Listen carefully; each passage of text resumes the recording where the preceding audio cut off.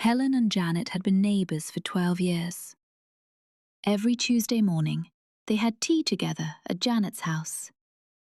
They talked about everything: the village, their families, their favourite television programmes. Janet always had biscuits ready. Usually the chocolate ones, because she knew Helen liked them best. On this particular Tuesday, Helen walked up Janet's path at 10 o'clock, just as she always did. She rang the doorbell. She waited. After a long moment, Janet opened the door. "Oh," said Janet. "Helen." She did not smile. "Hello, Janet. Shall I come in?" said Helen cheerfully. "I'm actually a bit busy today," said Janet. She was not looking at Helen directly. She was looking at the floor. "Oh, that's fine," said Helen. "I can come back another time." "Yes," said Janet. "Another time."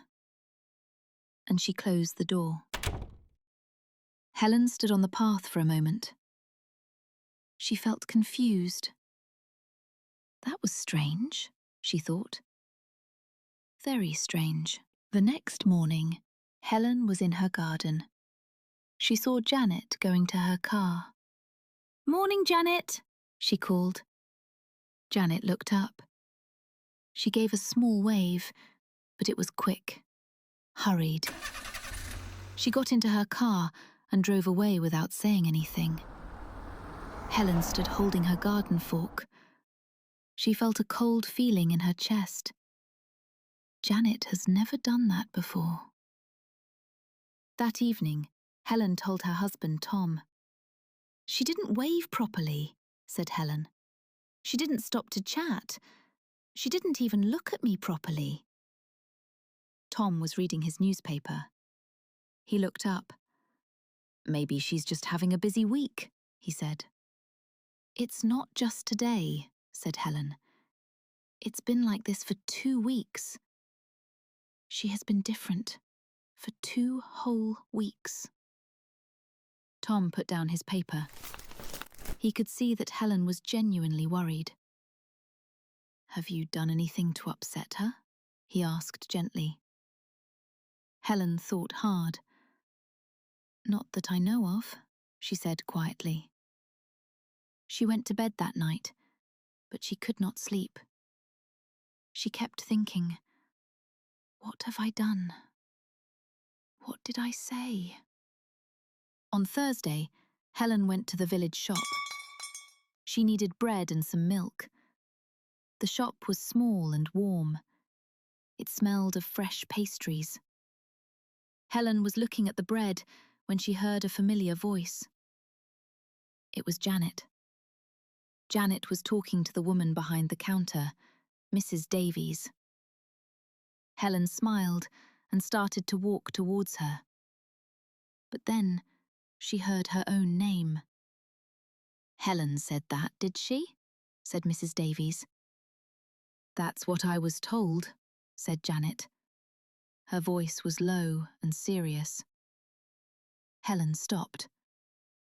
She felt her face go red. What did I say? What are they talking about? She put the bread back on the shelf. She walked quickly out of the shop. She did not buy anything. Outside, the cold air hit her face. Her hands were shaking. "People are talking about me," she thought. "Janet is saying things about me." She walked home very fast and shut the front door behind her. She sat down at the kitchen table. She felt awful, confused, hurt. And then she felt angry. That afternoon, Helen made a decision. She was not going to sit and worry anymore. She was going to talk to Janet. She put on her coat. She walked next door. She knocked 3 firm knocks. Janet opened the door. She looked surprised. Helen, she said. Janet, said Helen. I need to talk to you. I heard you in the shop. I heard my name. And I want to know what is going on. Her voice was steady, but her heart was beating very fast. Janet's face changed. She looked not angry, not guilty. She looked exhausted. Come in, she said quietly. Please. They sat down in Janet's kitchen. The room was tidy, but there were papers everywhere on the table. Letters, official-looking envelopes. Janet sat down and put her hands in her lap. I owe you an explanation, she said. There was a long silence. Then Janet took a deep breath. 6 weeks ago, she said, I found out that my daughter Rosie is in trouble. Helen looked up. What kind of trouble? She asked. Money trouble, said Janet. She borrowed money, a lot of money, and now she cannot pay it back. I have been trying to help her. It has taken all of my savings. Oh, Janet, said Helen softly. I couldn't tell anyone, said Janet. I was embarrassed. I was ashamed. I didn't want people to know our family was having problems. But why were you distant with me? Asked Helen. Why did you stop talking to me? Janet looked at her hands. Because I couldn't pretend everything was fine, she said quietly. And I was afraid that if I talked to you, I would cry. And I didn't want to cry. She looked up at Helen. And I was afraid you would think less of me. Helen felt something loosen in her chest. Oh, you silly thing, she said. She reached across the table and took Janet's hand. Do you really think I would think less of you? You are my best friend. Janet's eyes filled with tears. In the shop, said Helen. What were you saying about me? Janet blinked. I was telling Mrs. Davies that you had given me a jar of your homemade jam last month. She asked me where you bought it. I said you made it yourself. Helen stared at her. Then she started to laugh.